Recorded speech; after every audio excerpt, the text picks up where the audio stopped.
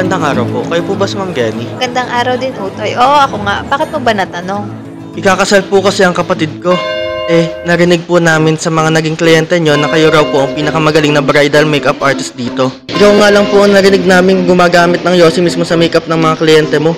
Tapos, narinig ko rin na himatay ang isang host at ang nanay nung ikakasal dahil hindi nila nakilala yung bride. Anong ginawa niyo sa anak ko?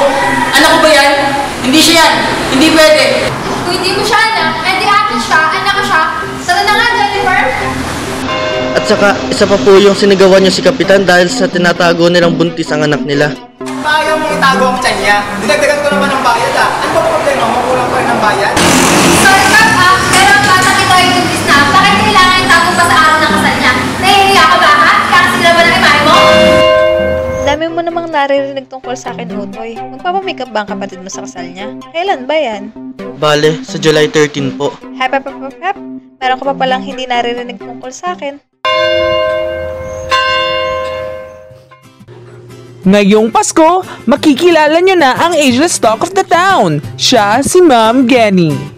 Versatile at in-demand makeup artist, single mom, 3, 2, 1, Happy New Year! at syempre, para sa kanya, bawat buwan ay Disyembre. Happy Independence Day, everyone! Aba, Ma'am Jenny, ba't ka naglalagay ng bandila sa harap ng bahay mo? Naalala mo palang araw ng kalayaan? Ha? Gusto mo bang maglagay ako ng bandila ngayong araw ng kalayaan? Diba? December 12 ngayon. Dahil sa kanyang kaibahan, maraming nasasabi kay Ma'am Jenny. Si Ma'am Jenny, napakagaling na makeup artist niyan. Si Jenny? Napakatara yung tingin naman ng babae yan. Kaya siya walang asawa Si Ma'am Jenny? Siya ang nagligtas sa buhay namin ng asawa ko.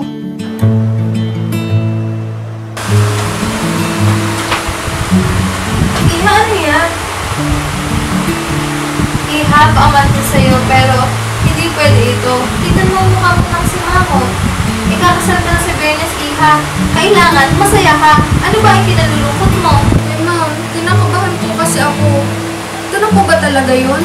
Paano kung iwan niya ako?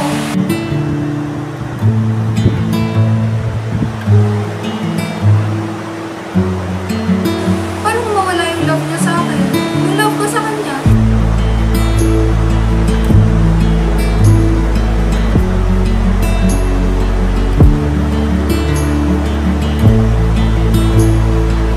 Magiging masaya po ba yung pagsasama namin in the long term? Magkakaano po ba kami? Iha, cancel mo muna ang kasal mo sa Bernes. Ngiti-ngiti ka muna. Tignan mo yung tsura mo sa salamin. Kaya ayun, sinunod ko si Ma'am. Kinansel ko ang kasal at tignan mo naman. Sa araw na yon, may nahulog sanang bas sa bangin. Balak sana ng asawa ko na magbasa lang nung araw na yon. Ang kasal ay isa sa mga ilahikal na seremonya na alam ko. May stress ka lang sa pamimili ng araw, pamimili ng bagay na wedding gown para sa'yo, at kung ano-ano pa. Wala naman yung connection sa buhay mag-asawa. Hayaan niyang maging masaya ang mga tao kahit isang beses lang sa mga buhay nila. Kaya nga, patuloy ko pa rin kayo minimake-upan Kasi nga, kung hindi pa kayo masaya sa araw ng kasal niyo, hindi rin kayo makakahanap ng saya sa buhay mag-asawa. Kung ako ang tatanungin, kinasal lang naman ako doon dahil oras ko na yun para makapagpakasal. Dahil lang ng mga ibang mga babae. Kaya nga siguro, naging soulmate ko lang siya noon dahil kinasal kami, hindi dahil soulmates kami bago kami ikasal. Ma, kung ikakasal si Papa sa pangalawa niyang asawa, may kapano pa rin ba siya? Ngayong Pasko, inihahandog ng Daungan Productions ang kwento ng isang babaeng pipinta sa inyong Noche Buena. Ito ang Mrs. Jenny in December. Naku, may pag-divorce sa kanya. Never ko naisip yan. Pero ang patay niya siya, madala.